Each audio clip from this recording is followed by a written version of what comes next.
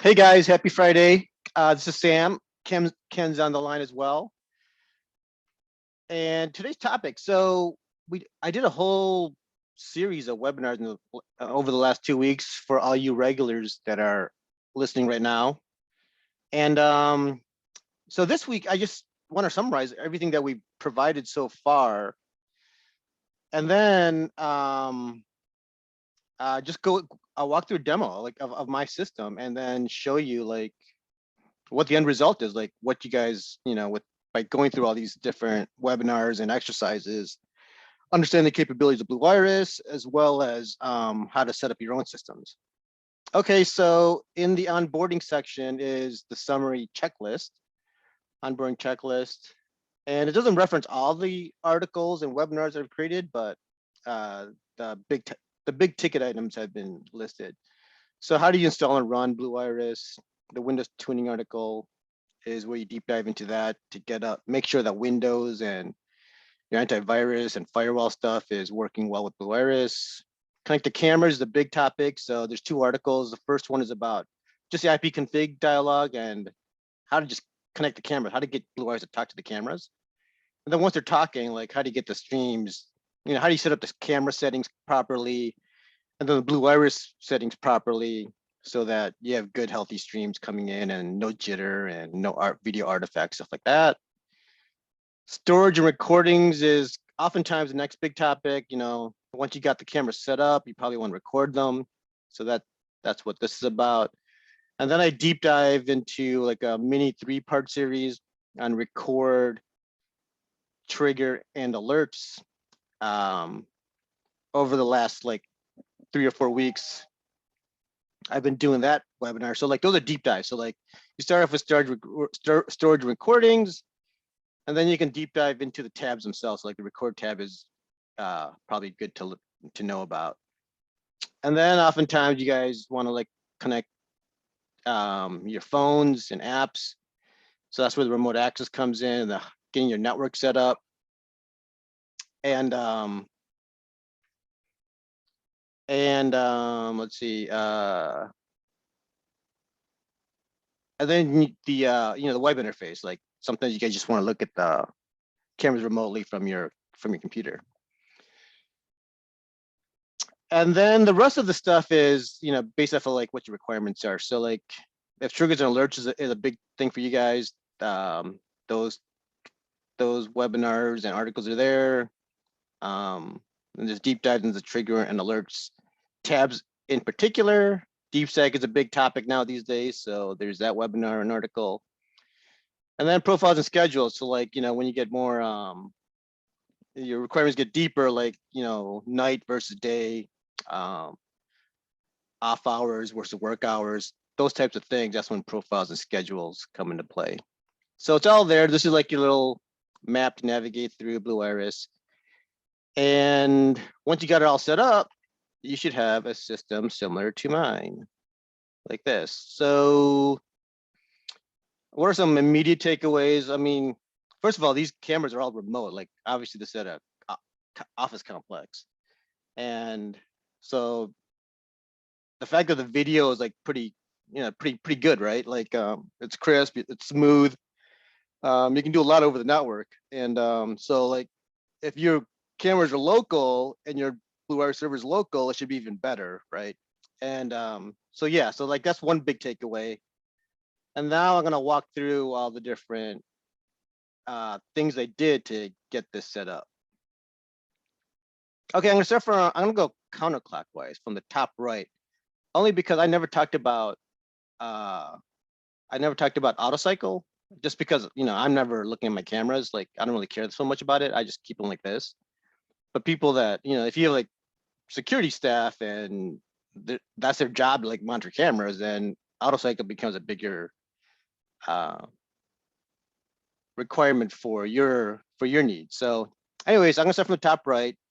So the pause button, so this is good.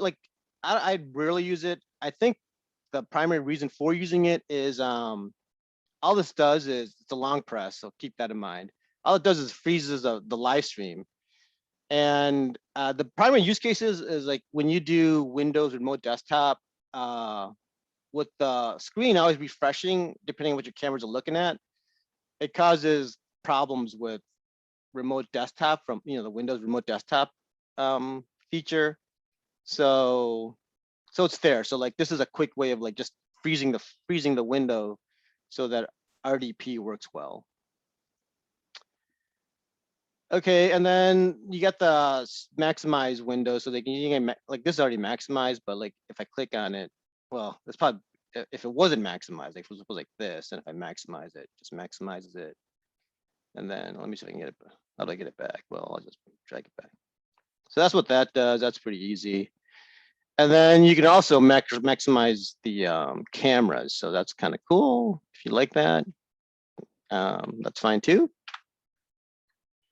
Add camera, like, this is a deep dive into the IP config settings, typically for IP cameras. So I'm not going to go into that, but that's a quick access to it.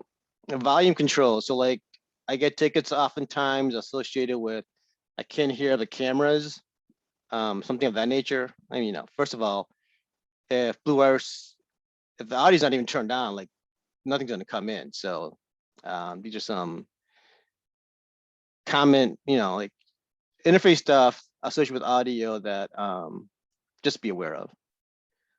Auto cycle I'm going to jump into in a second. The solo select is, that's kind of cool. Like you focus on one camera at a time. And then you can use the arrow buttons on your keyboard to pound to different cameras, or you can just select it. So it's like a quick access to a very popular layout, I guess. The camera layout thing, like you can use this as a slider to like do it. I just right click and do layout and choose the one I want. So I have 4 up. If I wanted 1 up, it would be like the solo thing. It'd be the same as this. And so you can play with the different options. Here's 2 up, and then all the other cameras, and then you can have this smaller and smaller, like layout 1 to 9, or I guess I don't know if cameras like shrink the side. So anyways, you can play with that on your display. What I usually have, since I have 4 live and these 3 are usually disabled, I just do the 4 up.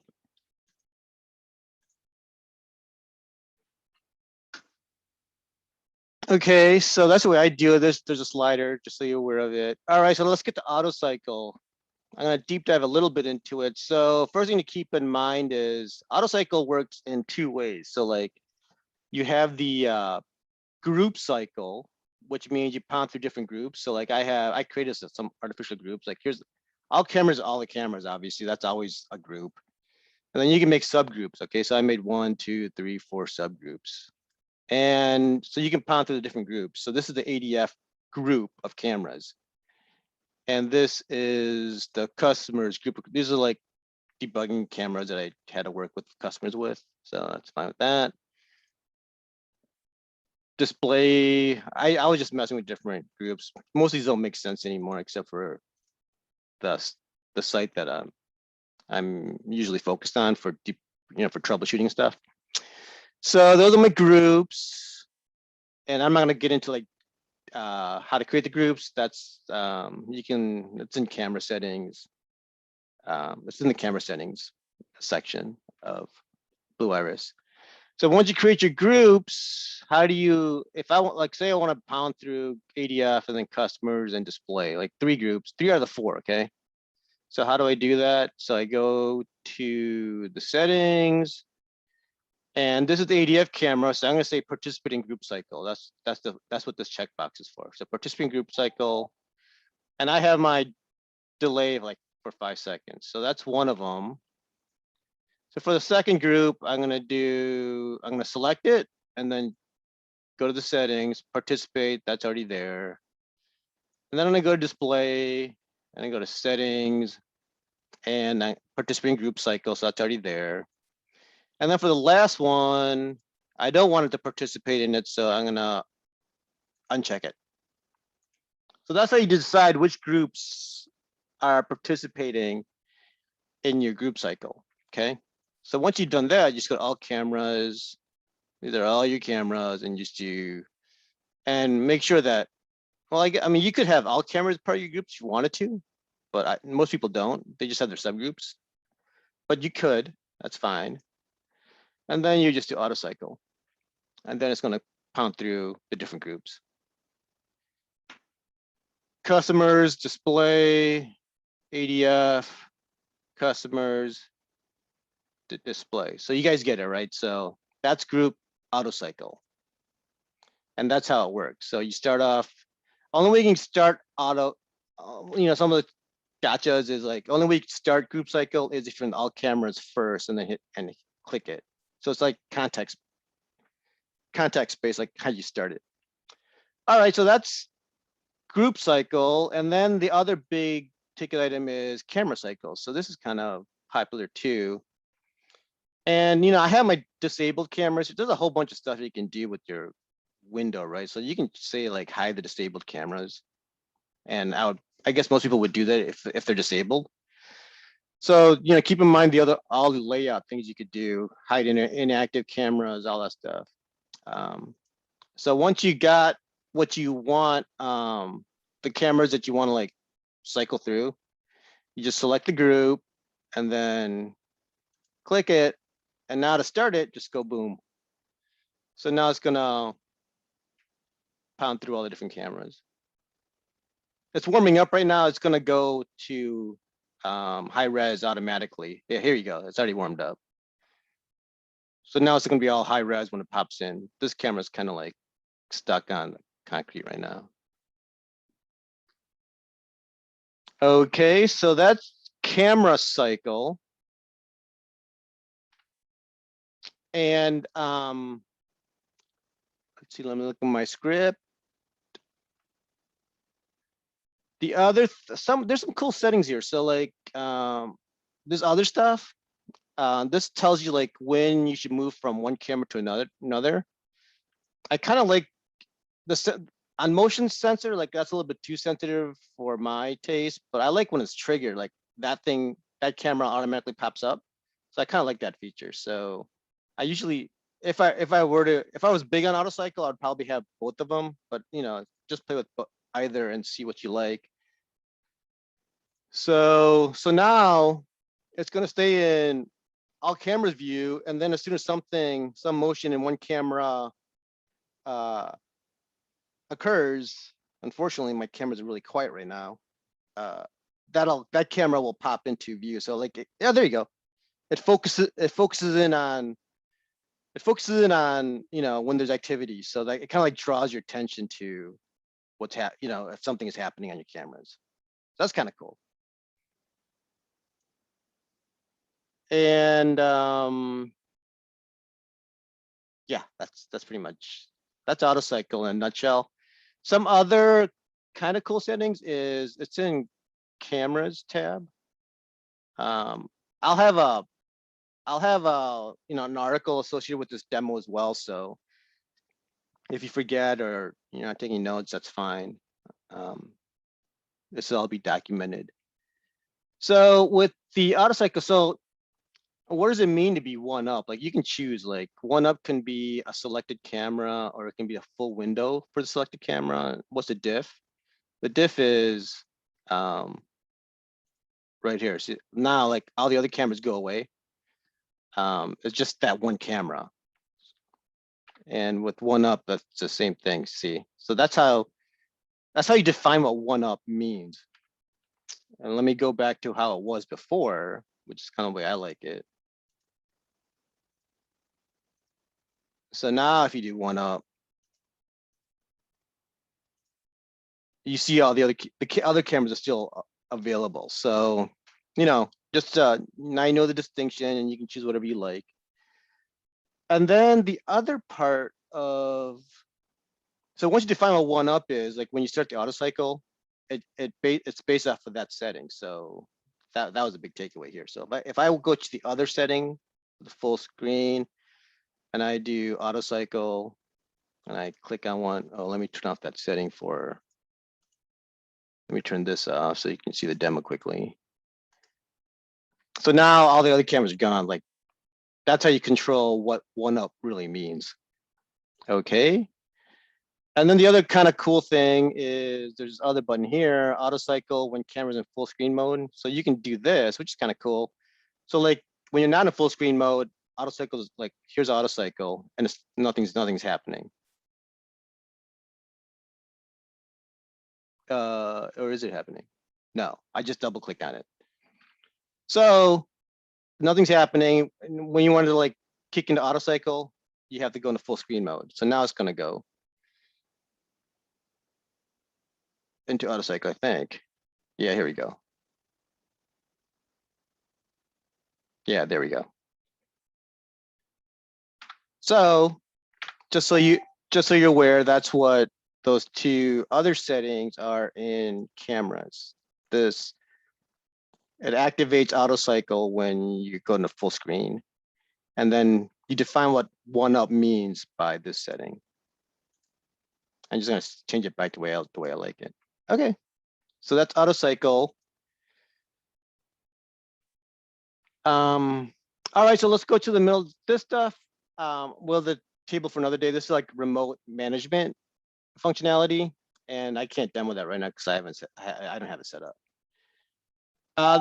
The shield stuff is important. So like, this is the ADT metaphor where, you know, like some of you guys like to arm the cameras when you leave the house and disarm the cameras when you come back.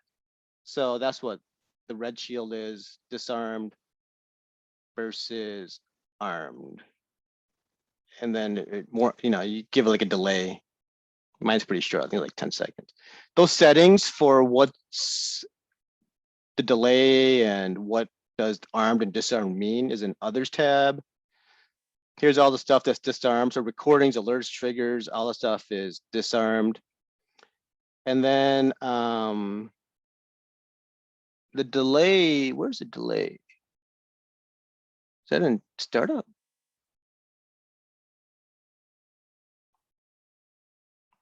Ken, do you remember where how long the delay is for the shield to go from yellow to, you can specify that somewhere, right? Yeah, that should be on the startup tab. The startup tab. Oh, here you oh, here you go. I have it for like 0.1. 0.1, so in 6 seconds, I guess. Delay green shield by design. So that's how you set that. Okay, thanks, Ken. So that's that. All right, the profiles, like I'm not gonna get into schedules and profiles. There's a webinar for that. But because I have schedules and profiles, I'll show you mine just so some context. So this is usually what I have. Like I have, on the weekends, I have the green, which is active set. And then on all the nights, I have another profile called night. And so that's what usually pops in and out.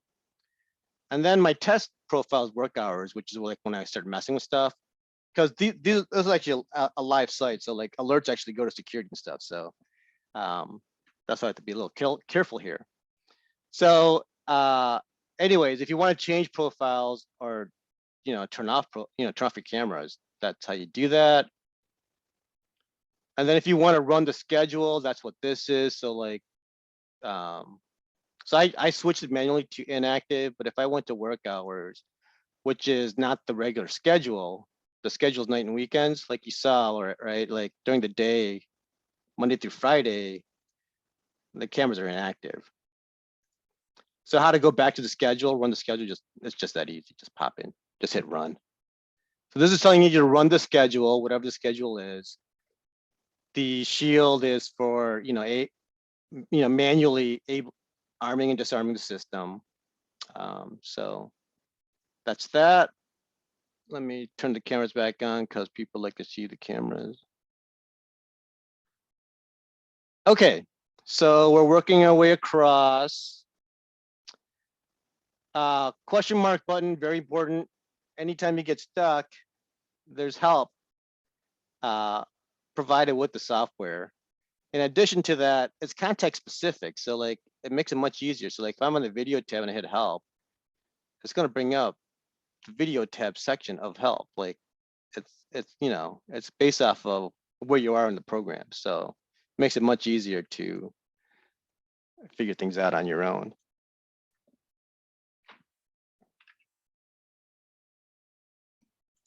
Okay. Status. So this is important because like there's a red, this thing turns red when there's an error. So like anytime there's like some problem with Blue Iris, there's a visual, like that's what's cool about Blue Iris. Like once you start understanding the colors and the dynamics, like when things happen on your screen, like once you understand what that means, like it makes it real easy to like know what Blue Iris is like, you know, like this red means like this camera triggered. Like I know that. Like once you know what these colors and what these changes mean, it makes it really easy to figure out like what the software is doing. So like anyway, so the status button is important because this is like the crux of like it's telling you like how the server is running. And like a lot of you guys like send tickets of saying like my server's crashed or something, but you guys don't even look at your status. You guys don't like I know like the first thing I would do is I would check the status log to see if there's issues with the server. And so that's something that we need to start like planting into you guys, that there's a lot of stuff in the software itself that helps you figure out what's going on. So let me go to the logs. And this is gonna be more descriptive as well. Like we're gonna have links to like what this, you know, like some of these errors, unless you're like really into Blue Iris, you know, they might be a little bit confusing. But anyway, so like the status log will tell you what's going on, if there's anything going on. And then look in the first column kind of visually tells you like the subject or warning, like this is a warning versus an error, which is like a red circle thing. These are telling you like motion happens. So like there's a lot of subtle details that helps you, you know, like kind of go through this stuff. Like you know, it can be kind of hairy otherwise. And also the log rolls up. So like these numbers means you know, DeepSec was called 53 times. So like yes, this kind of tells you like it gives you some summary of what's going on with the server. But to really know what's going on, you have to go to the log itself, because if it's like if you're trying to like trace like a motion to a deep stack to an alert, like you have to know the details of like which event is associated with which motion event is, which motion action is associated with which deep stack call, which is associated with which alert. So like in order to get that details, that connection, that deep connection, you have to go to the file itself, because this is all chronological. And so now you can like really dive into like what's going on when you want to trace, like really trace. This gives you some like summary information. Camera stats are always important. So like if your cameras are like showing no signal, I mean, and you don't look here first, well, I mean, you know, like you don't really know what's going on, right? So, you know, are the frames coming in? Like I got all 30s, which is great. My keyframes are like above 0.5, which is okay. Ideally it'd be like 1.0, but I can't control that because right now I'm just connected to the NVR, not to the cameras themselves. So I can control the keyframe ratios. But that being said, above 0.5 is pretty good, and I'm not really complaining about my streams and stuff. So that's that. Connections, this tells you like who and when people or endpoints connected to your server. So that's kind of good for on a security perspective, or on like a usage perspective, like what people are doing with your system. Storage is important. There's a great visual. So like basically this is saying like my hard drive has 200 gigs max. I have a whole bunch of it that's not even used. I've allocated 215, no, 130. I've allocated 130 for Blue Iris, and of that 130, 65 is being used. And in terms of the total storage, 215, like I'm using that drive for other stuff. So of the total drive, 215 is still is being used, and then there's 211 free, 276 free, sorry, and a total of 500 gigs. Deep stack, we'll talk about this in a second. I'll get to that. And then remote access, I haven't played with this. I can't really talk about it right now. Status button, these are all just, so that's status. So that's important. So like, this is how you know, like if your machines are, how well your machine's doing. This stuff is just, user preference. If you want the, what is this? This is show hide PTZ control. So, you can choose, whatever you like. Timeline, hide the timeline, don't hide the timeline. I keep it on. Clip list, that's all fine. And then global settings is all there. Okay, so that's auto cycle. That's status button, all the stuff on top. Now,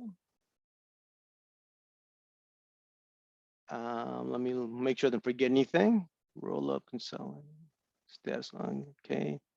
All right, now let's talk about video search. So that's what is really, this is one of the biggest value adds of Blue Wires as well. Like if something happened or you need to go back to your recordings, you don't want to like look through all those recordings, right? You want to like go through all the events. So first use case is, all right, so suppose, all right, I just want to keep, before I start on the video search, right before this webinar, I was having a problem. Like I was double clicking on an alert. And why isn't playing? Oh, here we go. That was weird. And it was showing a snapshot instead of playing back the video of the alert, right? Which is what normally happens. So I was, we're talking with Ken, and then I just want to draw your attention to repair regenerate. Like this is your friend. Like anytime this is not working like you expect it to, repair and regenerate is a good tool to be aware of. Yeah, so just in case, so just so you're aware of it. So repair regenerate is great because all the stuff is from the database. So like these are visuals, but I mean basically these are rows in a table in the Blue Wires database saying like this alert happened on ADF on July 9th at 8:23 for 25 seconds, and a car was found with 84% confidence. Like all this stuff is like it's just a row in a database. And what's nice about Blue Wires is like instead of reading that row and trying to decipher that, it's all visually provided, as well as it's in sequence, time sequence, right? So it just makes it so much easier for like humans to digest the information. So that's the alerts list. But what I really want to tell you about is like, so how, suppose, all right, the most common use case for using alert video search is I know something happened at one of my cameras, and I need to figure out like what, I want to find out what that event, right? So like say, like here's my ADS7, that's my gate. Like say I wanted to find out something happened yesterday. So I can just click on the camera, filter it. So now it's all ADS7, right? And I want to go back to yesterday's events. And that's pretty much it. So I picked the camera, I picked the date. It's all sorted by Blue Wires. So I just pound through. Like boom, is this what I care about? Is this what I care about? Is this what you see the alert list? It just keeps going up and up. Like it makes it really fast. And these are snapshots. I'm not sure why. Okay. So anyway, so like this makes it real easy to find out if you know something particular happened, like at the front gate or a particular camera. You select the camera, you select the date, and then just pound through the alerts. Boom, boom, boom, boom, boom. Okay, so that's the first thing. That's like the video search. The clips, so alerts versus files. So Blue Wires keeps track of the files that you're recording to in the database as well. So that's why it's here. But this is the stuff these are all your files, like what you've stored on your computer. Okay. So why is that important? Just so you know the difference. So like when I'm playing this, I'm playing the file, so this might have a whole bunch of alerts in it. And it looks kind of, it's still a playback window, so it looks kind of the same, but this is playing an entire file versus an alert, which is playing a specific time when something happened within that file. Okay.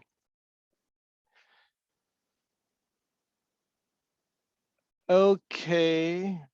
Just want to draw that distinction between clips versus alerts, because that's kind of confusing. And then there's like cool stuff, like if you want to find the containing folder, where's my Windows Explorer window? Just do open containing folder and it finds it. So I have everything stored in new, so it finds that file for you. So if you want to find out like where something is on your PC, Blue Wires can find it for you.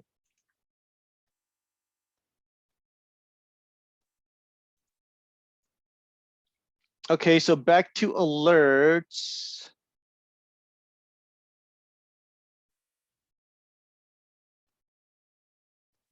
Okay, so other filters. So I told you about the alerts. And now these are just other filters. If you have stuff flagged, it'll find all the alerts that were flagged. Clipboard's kind of cool. So like it's kind of like a scratch pad. So like say you're watching cameras and then you're recording it or something, and so you go back to, let's see, where these are all MP4s, so I don't want to do those. I wasn't combining. I wasn't always combining in kind of, let me go to like a bigger file. Hold on. Let me go back like 29 seconds. I think these are all like individual alerts or the bigger file.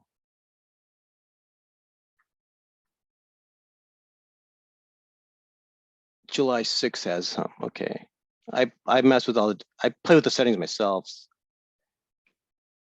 So that's why I have different settings on different days. So are these files? These are all small files too.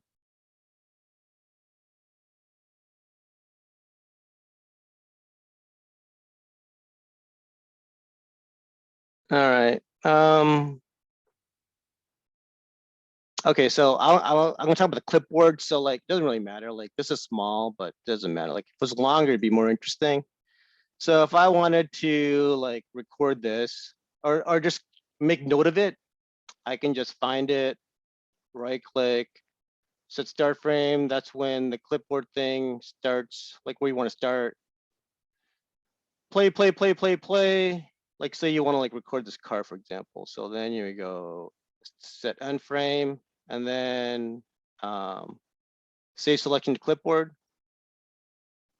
So that little snippet is in your clipboard now. So it's just oops, did I not save it?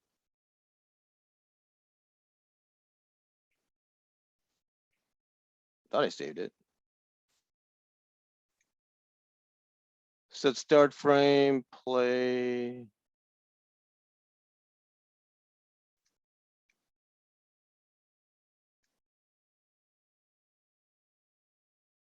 Save selection to clipboard.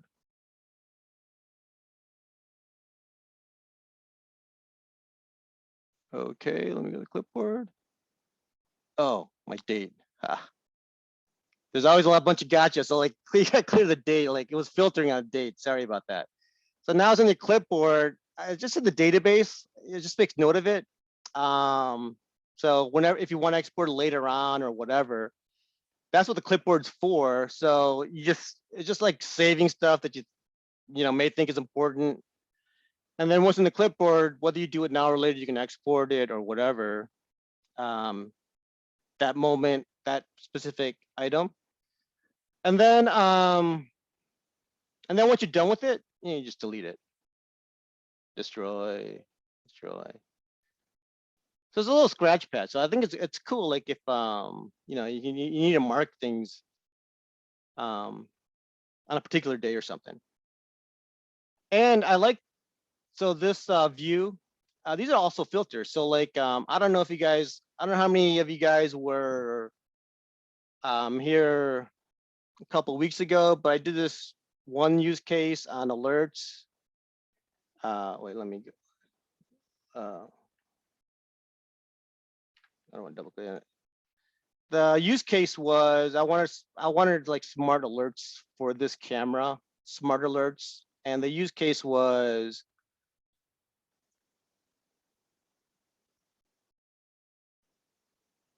I want to know when cars came into area B. I want to know when cars came into area C, but I only want to get alerted when cars drove through from areas B to C or C to B. And once I set this up, I want to make sure that it worked, right? So like if I want to find out for ADF camera, I filter on all the ADF cameras, and I want to track all the cars that just went to area B. That's how you do that. So you can do zone B alerts. So this is ADF camera with zone B only alerts. So like this is filtered. These are not all the alerts from ADF. This is all the alerts from ADF that went through zone B. And so how do I know it worked? So some of these, most of these are like cars driving through. So, you know, let me speed this up. So that one drove through, that one drove through. That one's kind of BC, could be both. So I'm doing just B.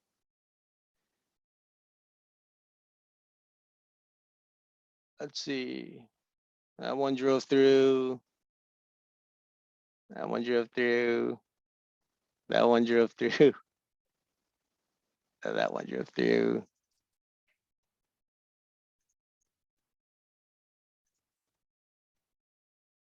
Ugh, where's one that stopped in? I want to show you that it filters properly so that only the one in B is coming up. It's either B or C or B.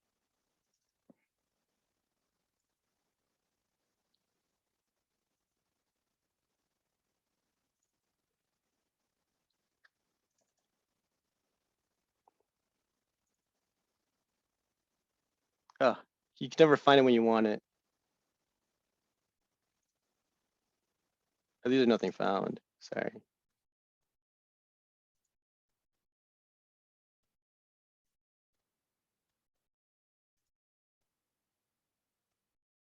Well, that's kind of it. I mean, but I think they went to C. Anyways, the filter works, but I can't demo, right? I can't find the one where it was just B. Maybe this one. Here we go. There we go. Just area B, finally. All right. So these filters allows you to like filter out, like if you're tracking other things, it allows you to find those other things very easily. So keep that in mind. These numbers, so these numbers are important because what this is saying, like there's 365 files from ADF7 that are stored in the hard drive right now. So if I unselect this, it's 1558, all the clips.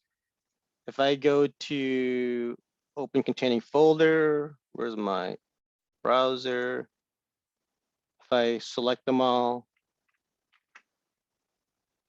1559, 1558. So it's similar, like this could be, I'm not sure what that one extra file is, but if I do repair regenerate, it probably fixes it. But that's what that number means. There's a number of files if you're on the clips.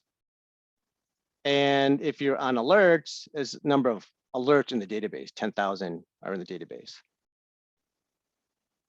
Okay, so that's the database / clips list.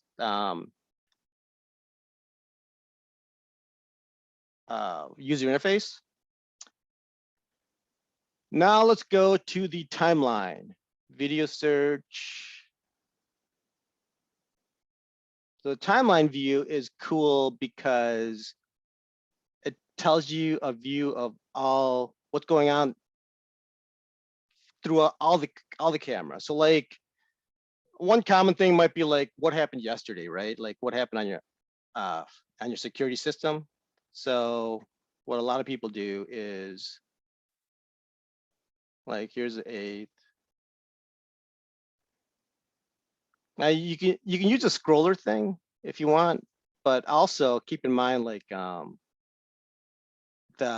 my mouse has a scroll bar, so there's a lot of like little things that makes it really easy to use a UI, and this is one of them. Like just use a scroll bar to on the mouse to like zoom in and zoom on the timeline. Double click on timeline to bring up the controls. There's the controls. So I went to yesterday, July 8th, right? And it starts at midnight. And so this is all the stuff that came across all the cameras. Now keep in mind, like if I select a particular camera, like the timeline will update accordingly. So like if I click on ADF and filter on ADF, boom, look at the timeline. It goes to like all the stuff that happened on ADF. I don't use it so much. I don't filter like when using timeline, because I would filter if I knew something was on a particular camera, I would use just what I did before with the clip list, right? So, but that's kind of cool. Like it'll adjust accordingly. So like that's something that's really cool little thing. And so like once you're at the date, that's all you got to do. So like start playing. And I'm going to zoom in so that you see what's going on. And then, it just goes through all the cameras. So like, one thing to keep in mind is like, when people are going through the timeline, they wonder like, not all my cameras are lit up because there was like past activity was there. But like when you start, like some of these might be blank. It doesn't mean like, if you have continuous recording, it doesn't mean that it's not recording. It just means that there's no event that happened like when you're playing the timeline. That's why it's blank instead of showing an image. And it keeps up what was last recorded, the last event for that camera. So like this is how you like, if you want to like go through your campus and see like what's going on, you kind of have to look at the seconds to see which one is active, because it'll change, right? But that's how you do it. And so that's a really cool feature. Like, something happened yesterday, you don't know what happened, or you just want a summary of like what happened yesterday, like what I'm doing right now. And timeline is like the perfect tool for that. There's the cat. So yeah, so it gives you a good summary of like what happened on any particular day. And with the timeline, don't forget the filters are just important. Like, this is yesterday. I can go back to the 6th, zoom out a little bit. Here's all the stuff that happened on the 6th, and then start playing it. So super cool. So like, yeah, it's like here, like why are the other three windows blank? It's not because we're not recording. It's just because there's no event at that time. So like it doesn't highlight it, which is exactly what you want. Like when you're going through the timeline, you're trying to like, get a summary of like what happened, right? So you don't want to go through all the dead space.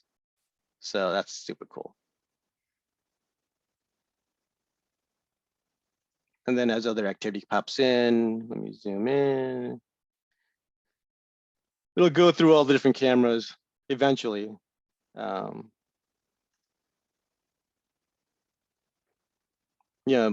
Make note of all the controls. Like it's so easy to like go fast, go slow, all that stuff. You can go back.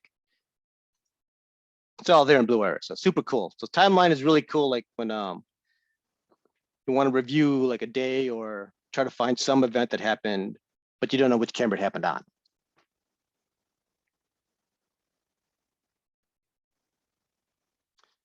Okay, so that's the timeline.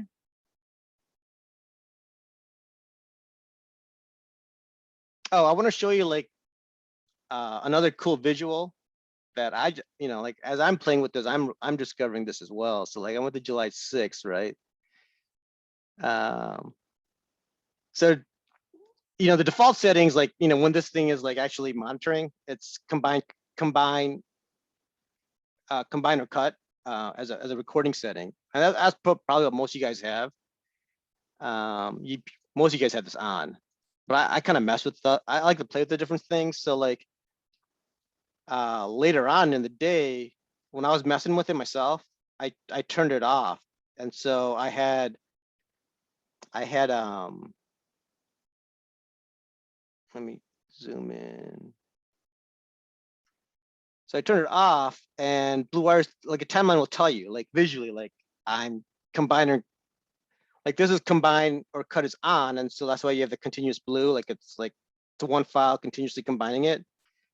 When it's chopped up, visually I know that combine or cut was turned off. Another, like, visually it's telling you what your settings were, and you don't have to like go through all the dialogues. Like visually, like once you start picking up on the stuff, it becomes super easy to know what's going on, and then like troubleshoot stuff, I guess. Okay, I want to draw that out. So debugging. So let's go to debugging. I'm not trouble. I'm fine tuning rather. Fine tuning. So like, say you're not happy with the emotion alerts. All right. I'm gonna start with motion, and then I'm gonna go to like AI, and because all the tools are here, like in the software itself, and it's all visual, which makes it so easy. So with motion, your first concern is like, did you miss something, or is it alerting and you're getting false alerts? So the false alerts, let's start with that because it's easier to debug.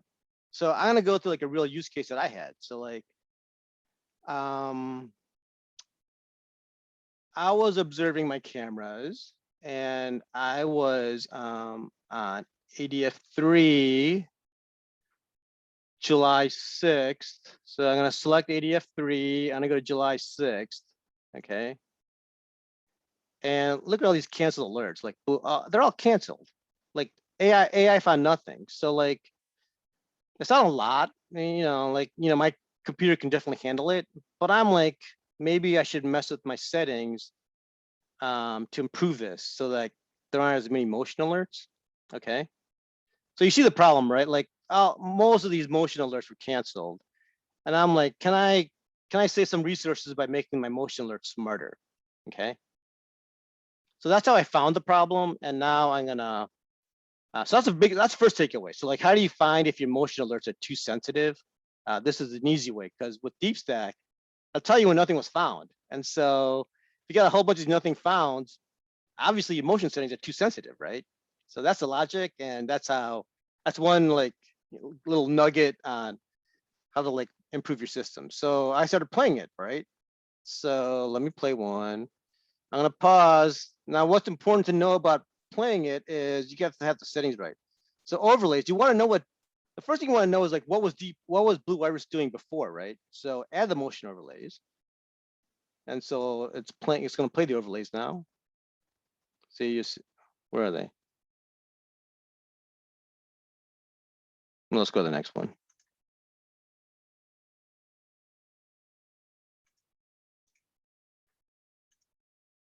Add motion overlays.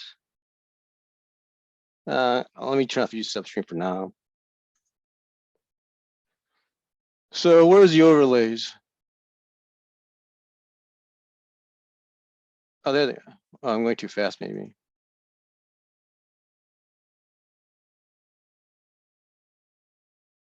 Okay, so see the overlays.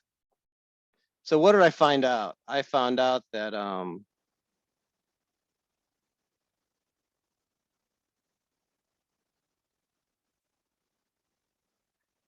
what is this? Does it play? Oh, here we go. So this is what I found out. Like, a lot of it's triggering on the overlays from the camera. And that's what was causing the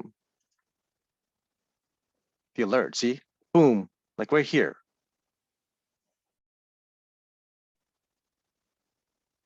So I found out like where it was triggering by looking at the overlay. So like, what am I saying here? So like, how did I find the problem? First of all, the way I found the problem was I just started looking back at some of my history.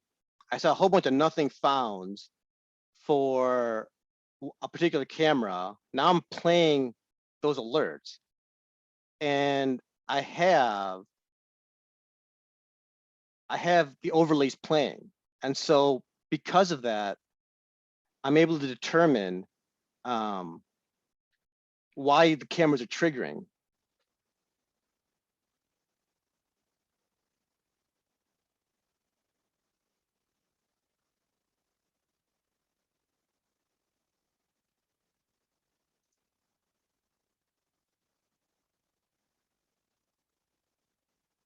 So it's always triggering like up here, like in the overlays themselves.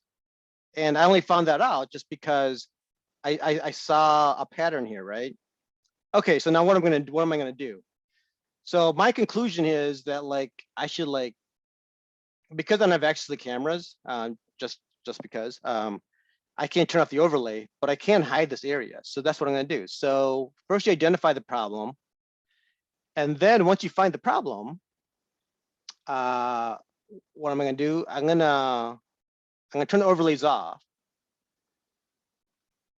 and I'm gonna go test and tuning. I'm gonna go analyze with more. So that was my mistake. So like I should have had this off. My bad. So like when you start, you want to find out what the issue is, right? So overlays, add motion overlays on, and testing and tuning, you have everything off. And so you just play what was happening before. So these are so now you know like what was happening before, right? So like these are the overlays, these are the motion detections that was happening, that was triggering these cameras. If I go to any particular one, same thing, like these are hard to find. But that's all I did. So I noticed that there's a problem with this area. Okay, so that's why I wasn't visual before. So once I knew that, I am going to overlays. I'm going to turn the overlays off. I'm going to go to testing and overlays, analyze with motion detector. So now I'm going to go live. Like while I'm playing this, I want the motion settings to tell me what's going on. And this is quiet. Again, just like before, this is triggering motion. So what am I going to do? I'm going to fix it, right? So how do I fix it? So I'm going to go. So the reason why this window's here is because this is the camera that you're playing back. Your camera settings here makes it real easy. Camera settings, go to trigger, you go to configure, you go to edit, and I want to like avoid this area because this is like triggering unnecessarily, right? Too much noise. So click and drag to set areas of image, hold control to erase. So I'm gonna hit control. I'm gonna use, I like rectangles, so I'm gonna use control. I'm gonna like block out this area. Boom.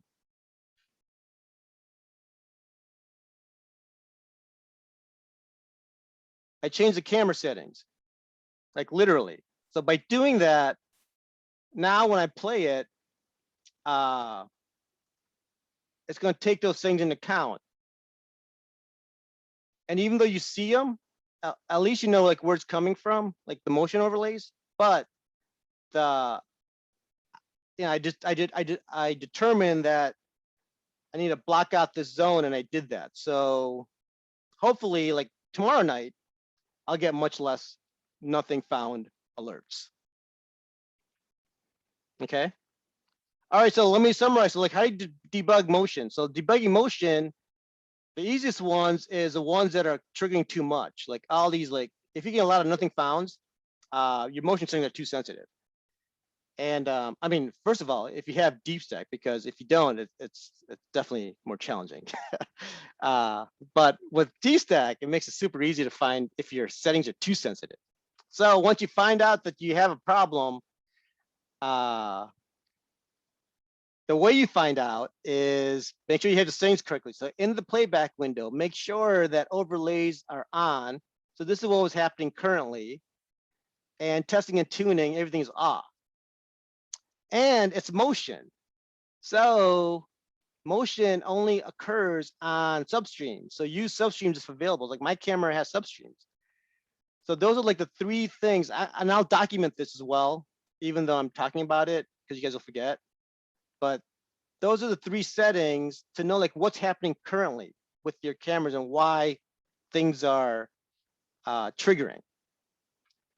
Once you realize the issue, I realized like the overlays of the cameras messing up my motion triggers. I want to know what the issue is. I turn off the motion overlays.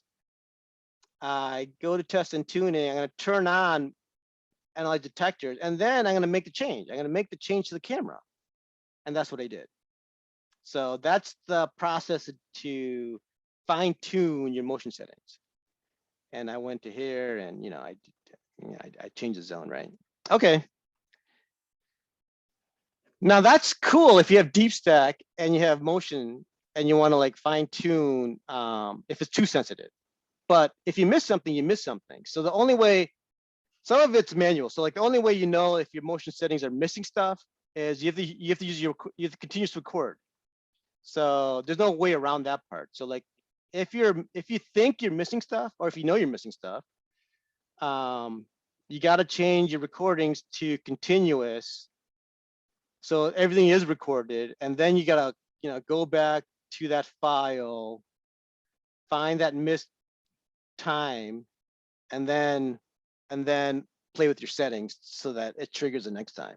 So that's more laborious, a little more painstaking, but it is what it is. Like if you miss something, you have to do continuous to find out that event and then play with your motion settings. But then the debugging is the same, like right click, go to your settings, mess with your camera, your motion sensor settings, hit OK, and then, testing and tuning, play the motion detectors. And so that part of it's all the same. But finding that missed event is a little bit tedious, Okay, now for deep stack debug, deep stack fine tuning. So deep stack now has become super easy. So everyone give a shout out to Ken for making it super easy.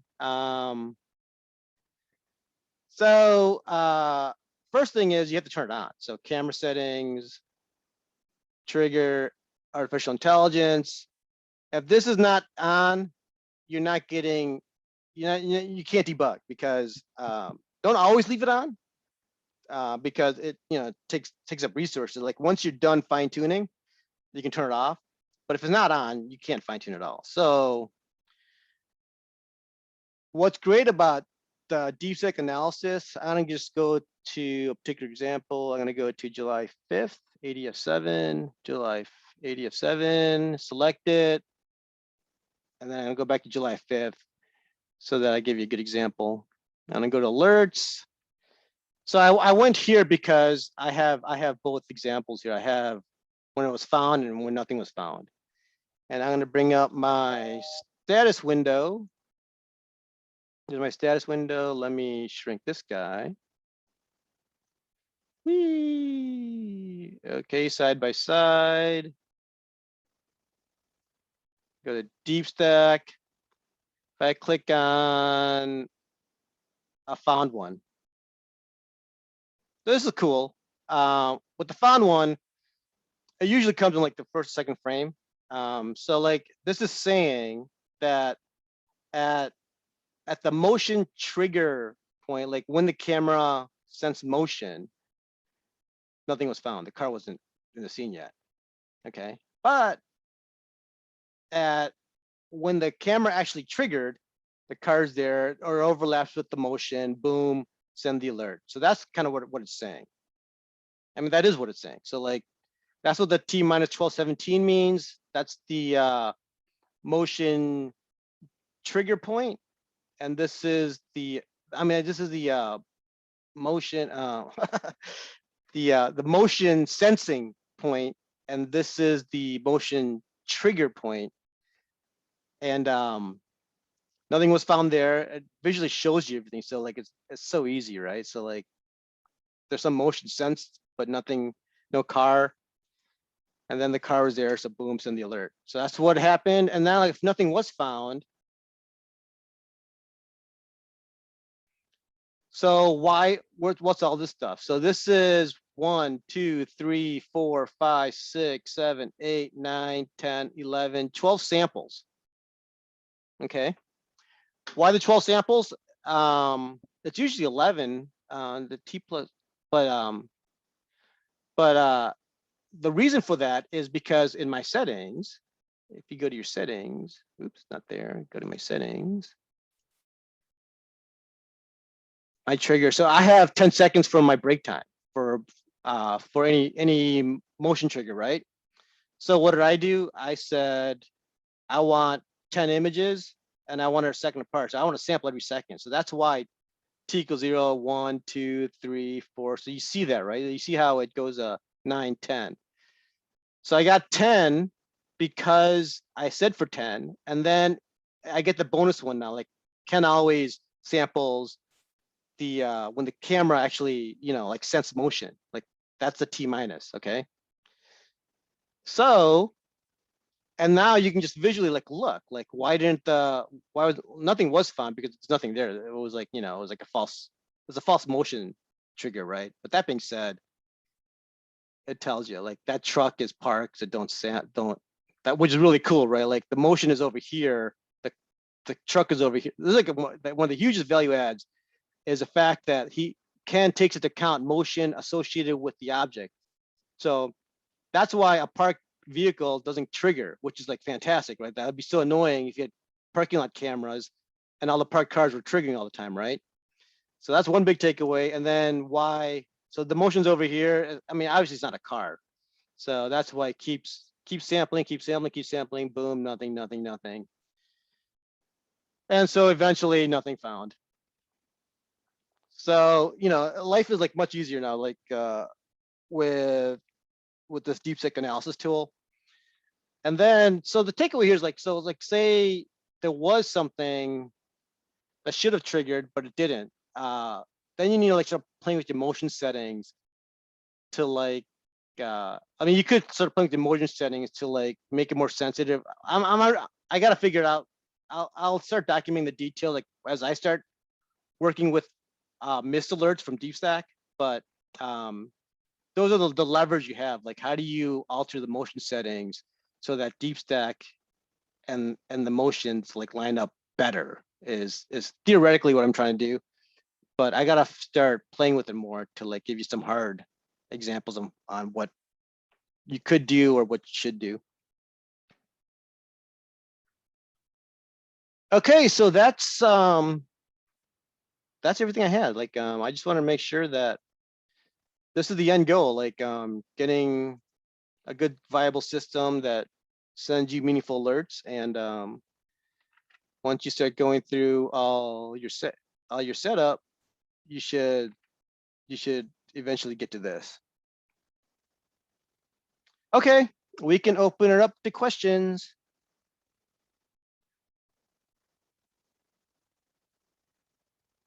Raise your hands. Ken, you can chime in too if you have something that you saw in the Q&A that is of importance.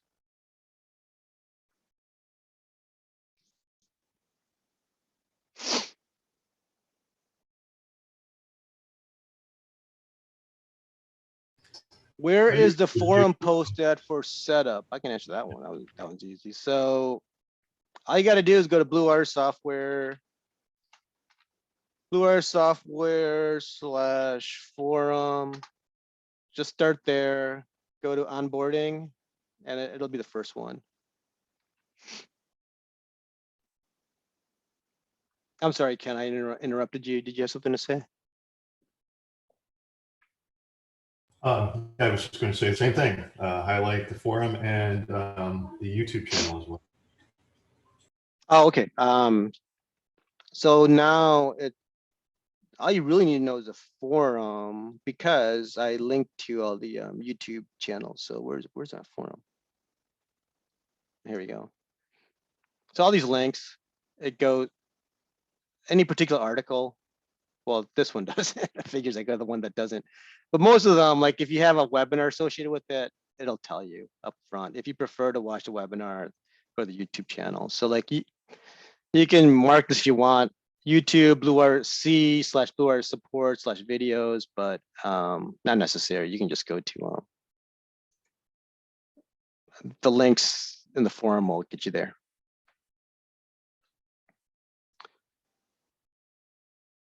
Okay, I see questions in the Q&A. If you want to like chime in with those, you can. If we also have raised hands, so I'm gonna pop in. I'm gonna open it up to the folks who have raised hands. Alan, allowed to talk. Promote the panelists. Why?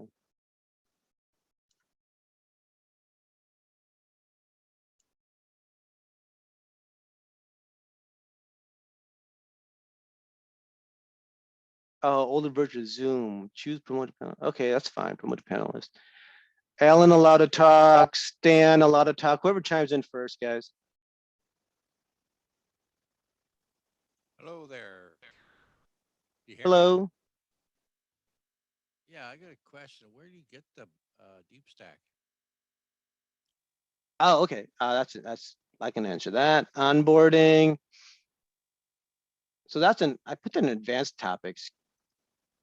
Maybe I should put an onboarding because it's becoming so popular, but you go to trips and tips and tricks, advanced deep stack, blue iris. And then it'll explain it right in here. Deep stack AI installation, go to blah, blah, blah, blah, blah. So it's all here. In the article for deep stack, you'll find it.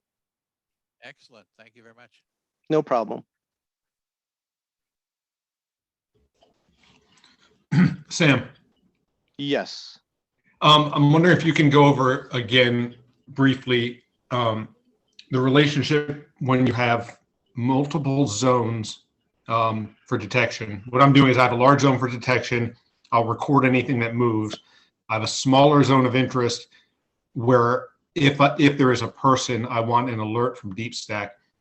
And the problem I'm having is fine tuning the edges of that zone. When I'm using the deep stack analysis, it looks like I was getting alerts, even though the person detected was either entirely outside of that second zone or was clearly much more than 50%. The bounding box around the person was clearly mostly outside that zone. I thought it had to be at least 50% in the zone for it to work. So the situation is my alert requires zone A and zone B motion.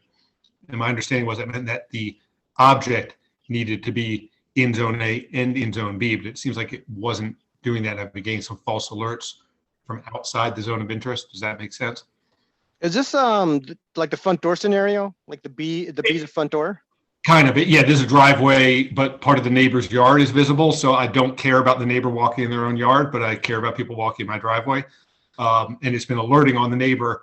They're in zone A, which is fine. I want to record that motion, but they are not in zone B, and my alert is set for zone A and B required. Well, are you sure you have and? Like, that's important. So like, I mean, all you have to do, like, you only want to get alerted if it's in B, right? Right. So should I just remove A from the alert entirely? That's my initial, right, Ken? Like, I mean, that's what I would do. Like, if you just want to get alert on B, I would set up the trigger. So let's break it down a little bit, okay? So like, you got this A and B, right? I'm sorry. I'm gonna assume your zones are set up correctly. Yeah, I'm doing it in the alert, not in the trigger. I want the recording of any motion, but I don't want the alert. Triggering, okay, but yeah, go to the alerts and you can see that you can filter the alerts only occur if it's B. That's what you want. You want to keep the triggering the way it is so that it still records. Okay, I thought I wanted an A and B, but if I go to just B, I'm less likely to get anything. Well, if you change something here, then you won't get the recording of your neighbor walking on his yard. You said you wanted that, so. No, I mean in the alerts. In the alerts, I have a push notification to the app, but it requires A and B. Yeah, in that case, then you want to switch it to just A. Yeah, if you don't want B, which is where the neighbor. Okay. I thought it was that it required the object to be in both zones, not just in either. Okay. If you just want A, you can just leave it blank, right, Ken? Like, that's the same, right? No, see, what you're still in the triggering section. He said the triggering was fine. He said that he wants the triggering the way it is. So what you want to change is something then in the alert section. Right. So this should be blank, right? A and B, like nothing, right? Well, once again, he said this was working for him, so you don't really need to change this part. Right. Okay. Yeah. So you want to change the part. Yeah. So on the alert, we're just walking through the exact logic. So here's a push notification. You just met him. So you would just have B, right? Right, Ken? Yeah, that's based on what he said, yeah. So, well, actually the other way around. He said the neighbor is on B, so you don't want that. You want No, Sam had it right. B is the smaller zone. Oh, they completely overlap, right? I was from a previous webinar. I thought you wanted to have a motion zone that kind of covered everything, and then have a smaller zone that overlapped it. Or did I misunderstand that? Okay, no, you have it right. So yes, you just select B here if you just wanted the smaller zone to alert. Okay, I'll try that and see if it clears it up. But is it right that then if the bounding box around the person is 50% or more inside of B, I will get it? This has actually been relaxed a little bit, just so we were finding that many alerts are being canceled due to fast-moving objects and discrepancies in timing between sub and mainstream. So it does have to overlap, but it doesn't need to be 50% anymore. But it's more like a sixth, basically. Oh, okay, so that affects the way I draw my B zone then, because I need to bring the edges back in to make sure I don't get that overlap. Right.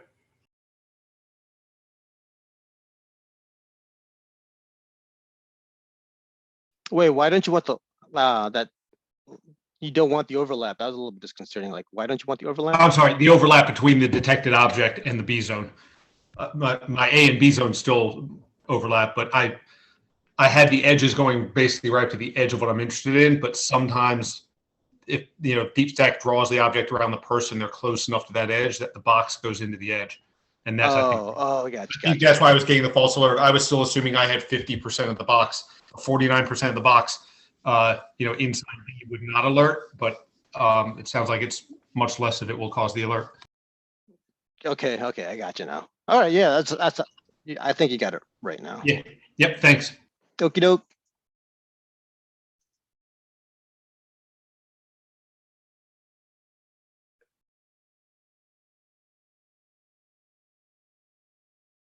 Oh, a lot of questions in the Q&A. Did you filter through all that, Ken? Like, is there something that you want to raise? Oh, there's only 4. Okay.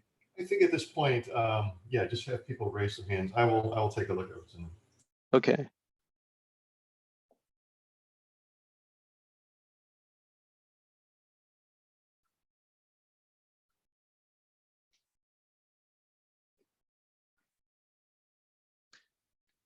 Jeff, a lot of talk.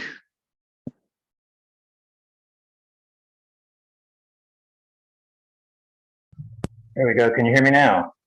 Yes, there you are. Hey, Jeff. Okay, thanks.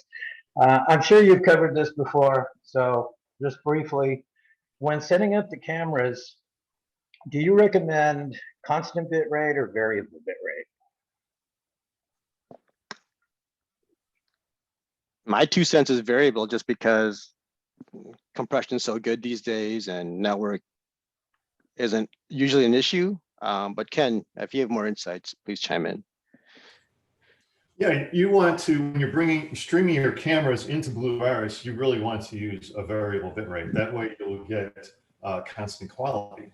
And that's, and then after that, once it's in Blue Iris, you can save it and then stream it out with a constant bitrate to accommodate slower network connections. But for your camera input, definitely variable bitrate. Oh, okay, got it. Thank you. Thank you so much. I've been wondering about that for a long time. Thanks, guys. No worries.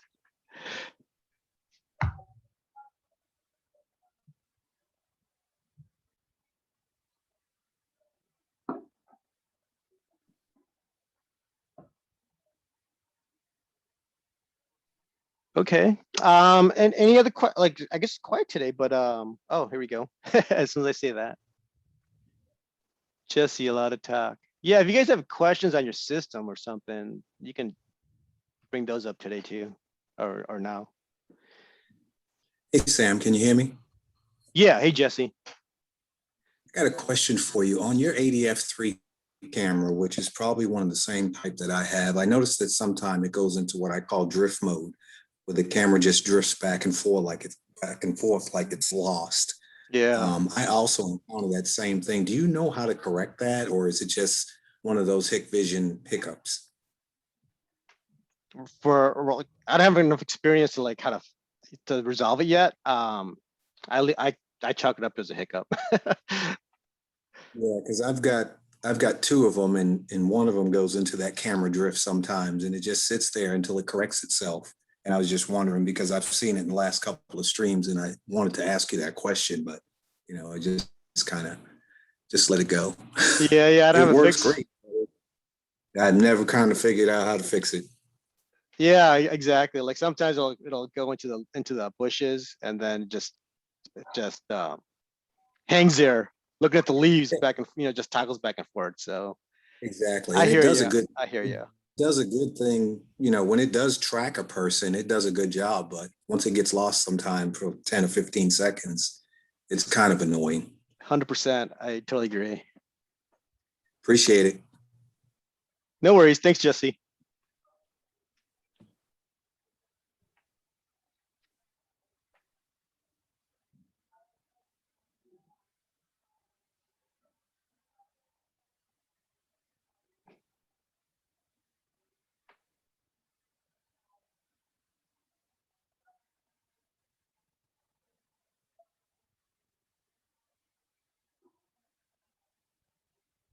It's a quiet Friday. Okay.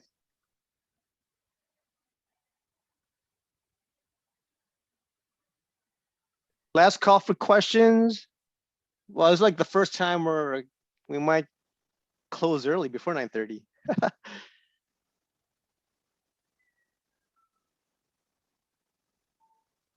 right, guys. Well, thank you. I hope that was informative. And yeah, so Ken, any closing thoughts? I just want to mention again, if you're using a version 5.4.8 or newer, make sure that you're now on 5.4.9.6. There was issue which may have caused some memory to be used, kind of a random amount. It was an interesting bug. So 5.4.8 or newer, just upgrade all the way at this point. 5.4.9.6, please. 548 or newer. Okay. Yeah.